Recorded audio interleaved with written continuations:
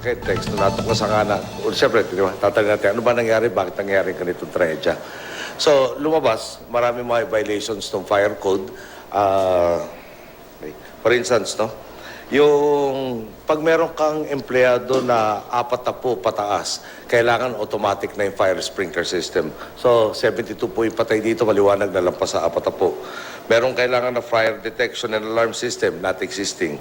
Merong protektadong fire exit sa loob ng pasilidad. Yung kanina pinapakita ng ating direktor ng Bureau of Fire Protection, yung exit dito sa likod, dapat punta ako dito. Para sa... Okay. So, kung babalikan natin, no? Main entrance, parang pwede itong exit, lalabas ka dito sa karsada, merong 4 na taong naipit dito sa stairwell, pero nakatalon, pero pati sila sunugan. Dahil nga yung apoy umakyat dito at umakyat dito sa likuran. Pointer. Okay. Yung likuran kasi ang next na exit eh. No? Eh dito tumakbo yung apoy at saka doon. Mataas na trap nga na channel ro dito plus yung usok. Okay. Ngayon, kung makaabot sila dito at walang apoy, no? Ito yung warehouse. Yung warehouse ngayon may connection. May labasa ka dito sa likod. Pwede bang igilid natin? Hindi, ito papakita natin. Balik natin. Okay. So kung nakikita natin itong likuran na exit, okay. Kung protektado, yung sinasabi na exit dito, maski nasusunog dyan, masusuppress yung mababawasan yung init, mahinto yung apoy na pag-abot dito, may labasa ka ang dapat puntahan. Okay, so balikan ko, walang protected fire exit. So, nandiyan naman sa ating screen ang ating mga violation. Okay. Ngayon, requirement bago bigyan ng business operating permit ay yung pagkakaroon ng Fire Safety Inspection Certificate. 1986, warehouse ang operations itong Kentex, naging manufacturing in 1996. No? Ngayon, para from 1996 to 2014, ang lumalabas may isang beses sila nagkaroon in 2012 ng tinatawag sa records na available, no, yung FSIC, yung Fire Safety Inspection Certificate. Ngayon, maliwanag na wala, sa 2015, wala yung automatic fire sprinkler, wala yung protected fire escape, medyo malabo rin yung bakit na-issuehan noong 2012 no, ng Fire Safety Inspection Certificate. Dagdag ko rin, yung Fire Safety Inspection Certificate taon-taon, kailangan meron yan. Okay. Yung kanina dinidiyan natin direktor ng Bureau of Fire Protection, yung pag gumagawa ka ng hot works tulad ditong welding, kailangan i-inspeksyonin rin ng fire marshal at bibigyan ng authority para i-conduct yung tinatawag na hot works. Ang nangyari, may chemicals, highly combustible, yung supercell blowing agent. Okay. Ngayon, nagwe-welding sa parang bagas doon sa tabi niya kung saan may takip lang yata ng tarpaulin. Pag uminit ito, pwede sumabog, no, pwedeng masunog at pwede sumabog. At yung nga nangyari. So, di siguro sa akin, no, bilang layman, siguro pag may gasolinahan, ayusin yung bubong ng gasolinahan at kailangan ng welding dyan. Siyempre, hindi mo naman itatapat yung sparks nung welding doon sa gasolina. Tama. Simple lang naman yun. Dito, ay sa fire code, kailangan mag-secure sila ng permit para sigurado ngang walang threat. Okay. So, isuma po natin yan. No? 1996 na nag-manufacturing, nag-umpisa sila manufacturing, wala lumalabas nga itong yung kailangan o requisitos ng fire code. At ito, parang sa Ingles, na tinatawag na this was a tragedy waiting to happen. Okay, ngayon, 300,000 establishmento ang nasa National Capital Region, kung saan sinusuyod na ng Bureau of Fire Protection, meron rin mga tinetrain na mga tao ng PNP, at siyempre nakipag-ugnayan tayo sa lahat ng local government unit para masiyasat ang bawat isa at malaman kung may peligro silang pinapabalot sa kanilang mga magagawa. Hindi maganda yung unang resulta, kaya ako po yung maharap sa inyo. Pagkatapos itong Kentex, tinignan yung mga kapaligid ng mga factory at 23 ang ininspeksyon kagad ng Bureau of Fire Protection at ang pumasa wala. 23 out of 23, no, may mga violations. Yung isa, sobrang dami ng violations, pinasara na hanggang makorek yan. Yung 22, meron mga dapat i-correct sa kanilang mga proseso.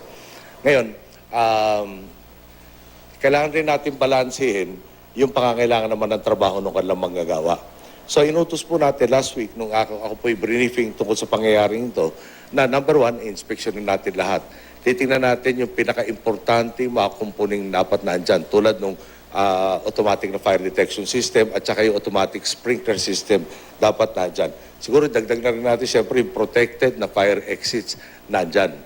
Okay. Pag wala itong mga to, no, yung malamang yung mga yun sarado hanggang makorek.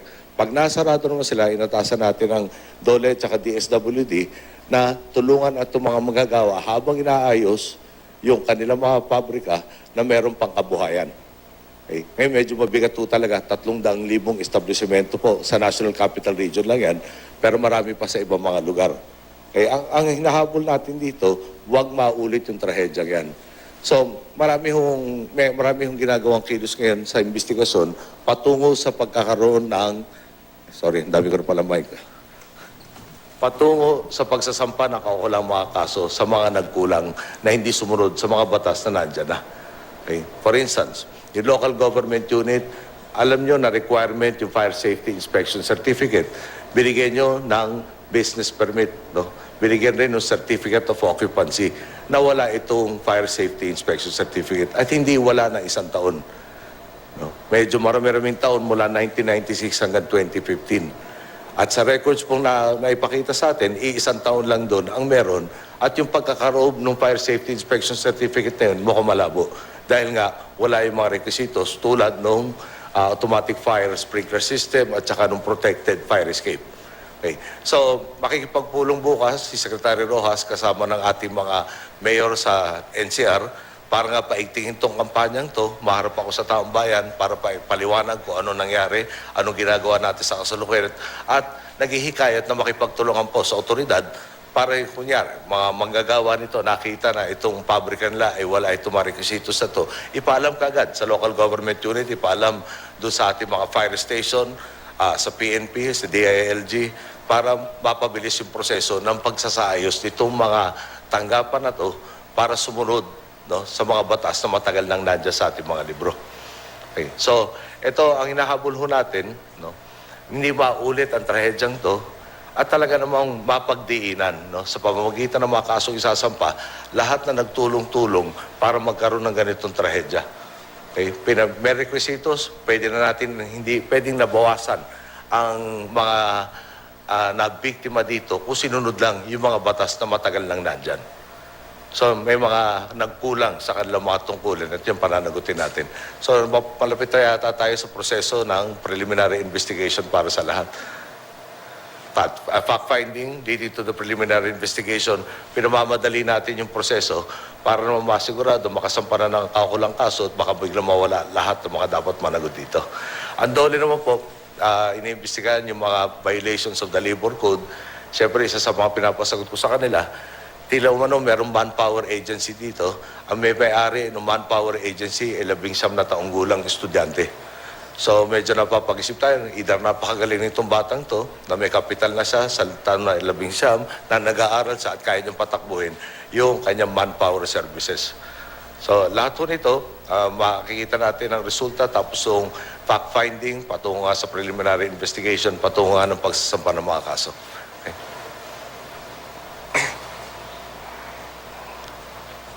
Meron lang pong katanungan. Ang una pong magtatanong ay si Binibining Evelyn Quiroz ng Balita.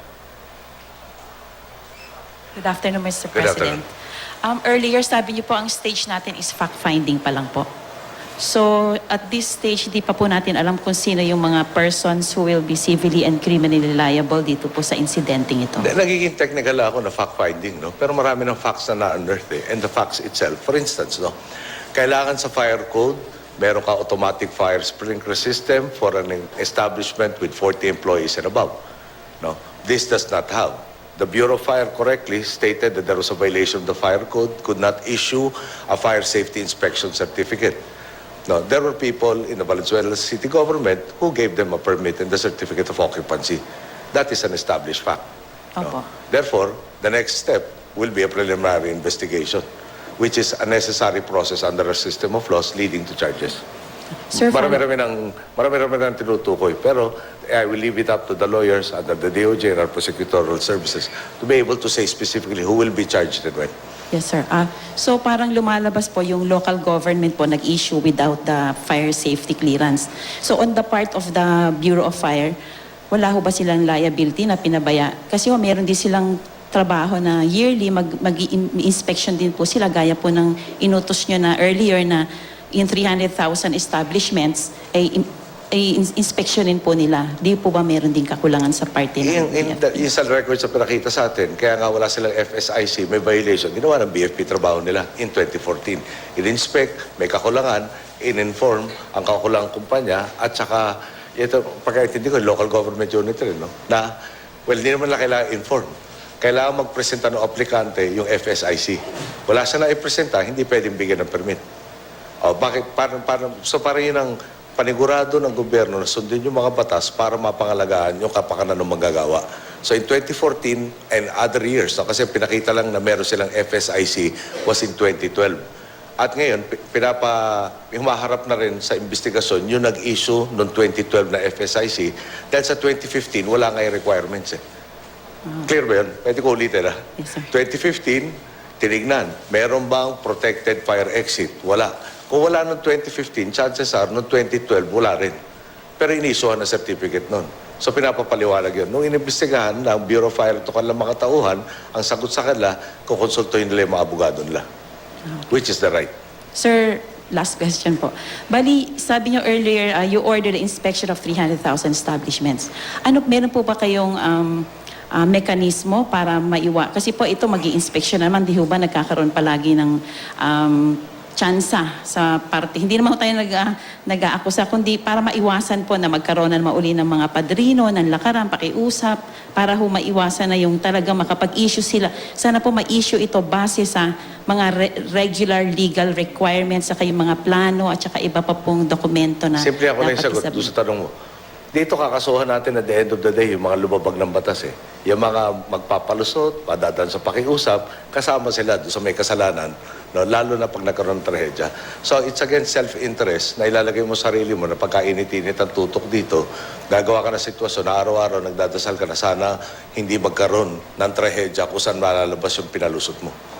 No? So, on top of that, syempre, meron ng flowchart, pwede ipakita si Secretary Rojas, exactly ano ba yung prioritization. We only have about 600 trained inspectors under the BFP currently. We are coming up with a training scheme whereby there will be more inspectors who will not be probably as trained, no? But at least will be able to detect the gross needs. So for instance, meron bang automatic fire sprinkler? Hindi ka naman kailangan siguro mag-aral ng katakot-takot na kurso para makita kung nandyan o wala. Meron bang protected fire exit? No, hindi mo rin, again, kailangan dumaan ako ng degree para malaman ko wala. At pag wala yun, doon lalalim yung pag-i-inspeksyon. So at the end of the day, no, meron ditong, siguro isa sa potential na kaso dito, no, hindi mo ginawa yung trabaho mo. No? Dapat maliwanag, nandyan, wala eh. Nung wala dyan, sinabi mo meron. May falsification na rin yun na public document. Magpapatong-patong ang kaso. At the end of the day, para makontrol natin itong mga taong tiwali, no, sampahan ng kakulang kaso at mapakulong. Yun ang pakay natin dito. Na, ulit 1996 to, no, paano nakalusot from 1996 to 2015? Medyo marami yung mahabang taon yun. Iko-correct rin natin yung mga proseso. Baka dapat may check on the checkers. No? Pero at the end of the day, no, umpisahan muna natin na ma-certify o recertify itong 300,000 na establishmento. Ngayon, hindi ganun kadali yung proseso. Meron lang computerized database dito sa mga factories na to ay Quezon City at saka Valenzuela. Kaya nga kailangan pulungin ni Secretary Rojas para ma-compile lahat itong mga data para talaga masuyod natin lahat ng establishmento. Kaya nakikiusap rin ako sa taong bayan, yung mga pumapasok sa mga tanggapan ito, na sana ito, may natutunan tayong lahat pare-pareho, tingnan nyo kung meron bang ganyan sa inyong establishmento. Meron bang fire brigade? Meron bang fire drills na kinundak? No? Para paghandaan natin, sana wag mangyari ulit ito. No? Pero maiibsan natin yung trahedya kung pagdadamayan natin lahat sabay-sabay. Mapapabilis natin yung proseso sa pagsasayos ng sitwasyon. Thank you very much, sir. Thank you. Okay, may iba pa bang katanungan? Celerina? Good afternoon, sir. Sir, clarification lang regarding this 300,000 establishments. So far, how many were inspected, and you have ordered the DOLE to come up with measures on how to help these workers who would be affected? If ever, how many workers are we talking about? Kung ilan yung maapektuhan kung sakali? Well, yun ang point, no? From the get-go, alam natin na napakarami establishment. Sabihin mo na, tig sa 10 katao lang yung 300,000, di nasa 3 million na tayo. Madugo yun. So, paano ba natin babalansehin yung karapatan ng manggagawa na magtrabaho sa isang maliwalas at saka safe na work environment at yung karapatan naman lang na hindi mawalan ng trabaho. So, pipilitin natin na mag-minimize ng disruption. Pero pag talaga namang glaring na fire trap na talagang konti sunog lang, pwede maging matinding trahedya, obligado naman tayo protektahan, no? Yung mga manggagawa. Kakalaanihin to. May numbers na ba tayo? How many have been inspected? Yung initial investigation kasi after Kentex, no? Sabi ko na sa kanila, pwede bang balikan nyo lahat ng mga na-issuehan ng mga inspection at siguraduhin na tama yung parang sumusunod doon sa mga patakaran at saka mga batas. At lumabas ka, yung unang 23 na karlatig nitong Kentex, 23 ang bumagsak.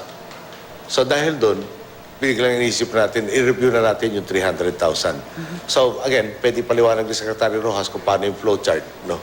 Kung paano natin susuyurin yung 300,000 na to. Pero first priority siguro, number 1, yung mga clusters, no? At yung pinakamaraming empleyado.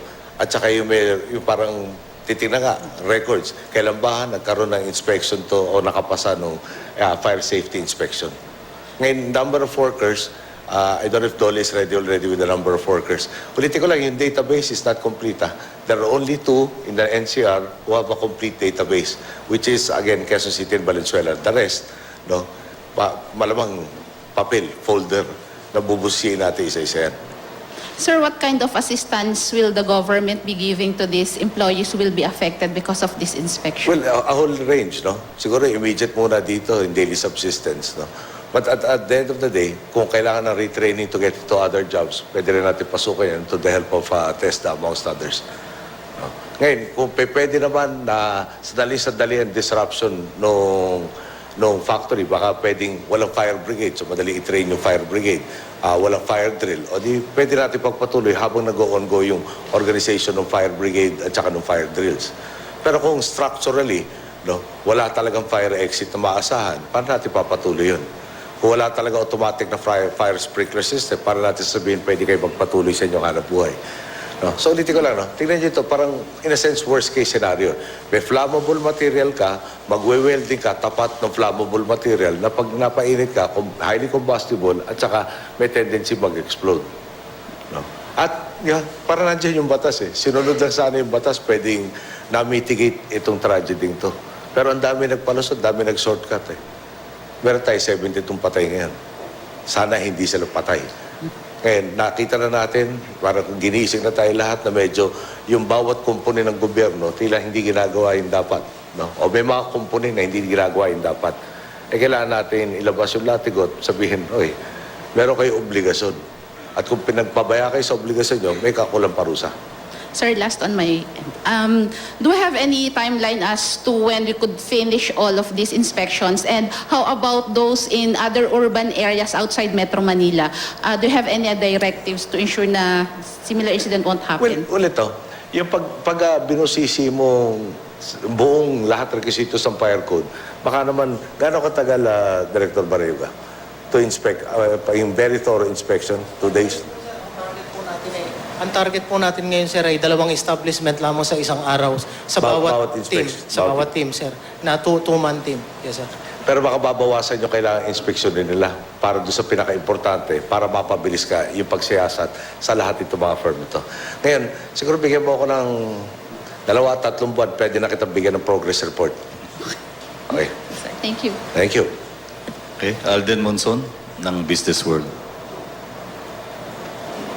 Yun. Ay, may katabi ka, Mike. Okay. Yes, good afternoon, Mr. President. Secretary Coloma previously mentioned, sir, that you met and directed several government agencies, sir, to revisit current laws on occupational safety and health hazards, sir. What changes, sir, can the public expect on these laws? And do you think that these are still doable under your term? Well, yung ulitin ko lang, currently, lahat nito mga batas nandyan na at mukhang adequate. Ang problema lang yung enforcement. So, ang tutok natin ngayon yung enforcement muna. No, nandyan na ang BFP has to conduct the fire safety inspection. The fire safety inspection, if you pass, will result in the issuance of a certificate, which is a prerequisite to operate your business. Okay. So they did the inspection, the establishment failed, the LGU issued the business permit. That is execution. That we still can correct. And we will correct, no, by one, the usual carrot and stick approach. The stick is, you violated the law, you will be penalized. The carrot is those that lack the capacity to be able to do so, no, we will help them to enhance their capabilities to enforce all of these laws. So that is the takeaway and the doable in the remaining year of our term. Okay, sir. Sir, follow-up question lang, sir. Sir, but how do you juggle, sir, yung pagbibigay, sir, ng yung tighter regulations, sir, pati yung controlling the actual businesses, sir? Do you expect resistance from the private sectors, from the employers group, sir, na pag nag-tighten tayo, sir, ng rules, is magkakaroon ng ganong resistance? Pero gagawa ng some resistance. They don't want to be how should we say? They don't want to be disrupted. But at the end of the day, this is the law.